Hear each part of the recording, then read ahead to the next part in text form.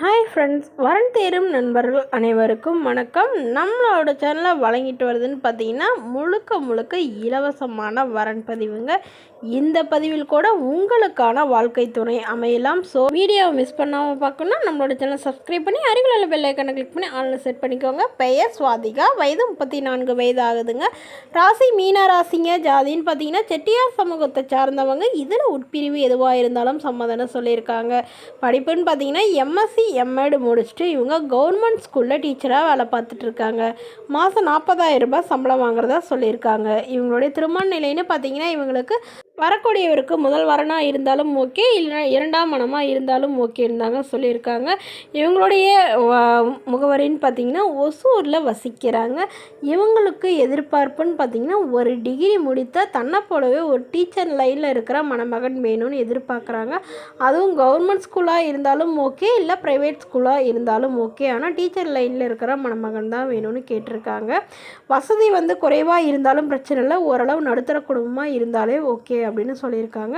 இவங்களுக்கு திருமணமாகி குறுகிய காலத்திலேயே இவங்களுடைய ஹஸ்பண்ட் சொந்தத்திலேயே தாங்க திருமணம் பண்ணி கொடுத்தாங்க. ஸோ அதனால் குழந்தை இல்லைன்ட்டு இவங்களை பயங்கரமாக டார்ச்சர் பண்ணதுனால இவங்க ஹாஸ்பிட்டல்லாம் போய் செக்கப் பண்ணால் அவருக்கு தான் ப்ராப்ளங்கிறதுனால அவர் விவாகரத்து கொடுத்துட்டு தான் சொல்லியிருக்காங்க. அவர் வேறொரு பெண்ணை திருமணம் பண்ணிக்கிட்டதாகவும் சொல்லியிருக்காங்க.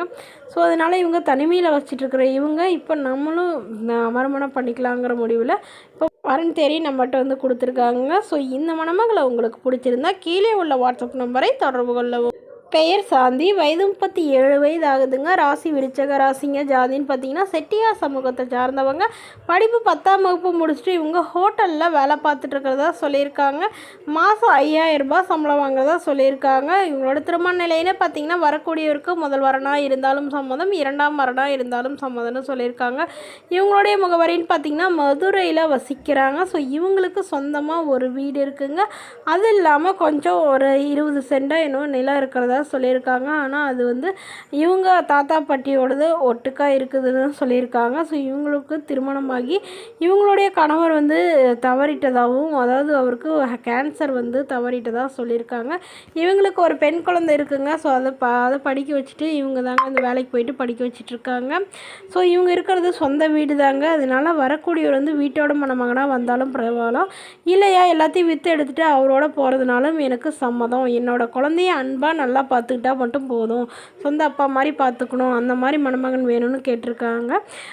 மற்றபடி ஜாதி வசதியெல்லாம் பெருசாக இருக்கணும்னா மாதம் குறைந்த சம்பளமாக இருந்தாலும் ஓகேங்க.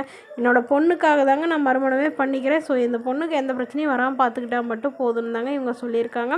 வரக்கூடியவருக்கு திருமணமாகி குழந்தை இருந்தாலும் ஏற்றுக்கிறேன் அப்படிங்கிறத சொல்லியிருக்காங்க. ஸோ இந்த மணமகளை உங்களுக்கு பிடிச்சிருந்தா கீழே உள்ள வாட்ஸ்அப் நம்பரை தொடர்பு கொண்டு உங்களது முழு விவரங்களையும் எங்களுக்கு அனுப்பி வச்சிங்கன்னா நாங்கள் மணமகள் வீட்டாருக்கு அனுப்பி வைத்து அவங்களுக்கு ஓகேங்கிற பட்சத்தில் மணமகள் வீட்டாரோட ஃபோன் நம்பர் இலவசமாகவே வழங்கப்படுங்க. இதற்கு நீங்கள் எந்த வித கட்டணமும் செலுத்த தேவையில்லைங்க.